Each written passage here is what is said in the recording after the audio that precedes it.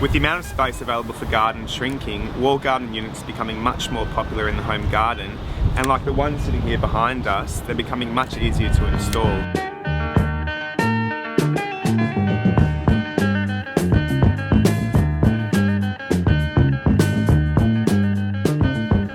The first decision you need to make is what wall you're going to use for your wall garden. Now you obviously need sunlight, and when setting up your wall garden you prefer morning sunlight as opposed to the harsh afternoon light.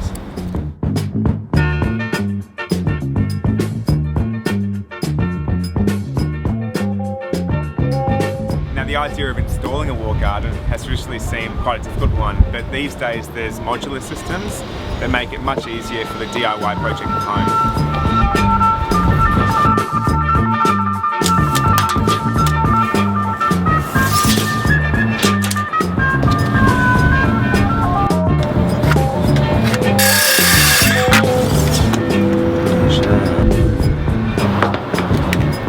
The first step of installing the wall garden units is attaching the braces to whatever surface you're using. Now this setup is probably the most difficult you'll come across. It's a shipping container, so it's got a slightly undulated surface, and it's also very hard metal, so we'll be using metal screws to attach these, but the same theory applies across the board.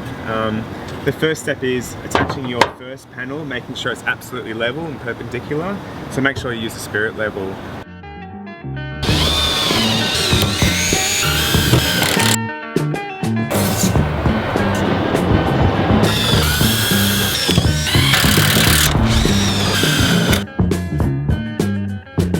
Spacing between the boxes, from one box to the next, 25 centimeters is absolutely perfect, leaving a little gap for the foliage to grow up and then grow over.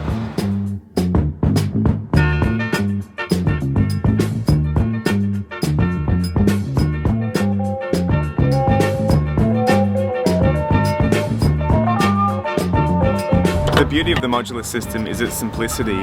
The back of each unit has 2 points that anchor onto the screws that you affix to your panels.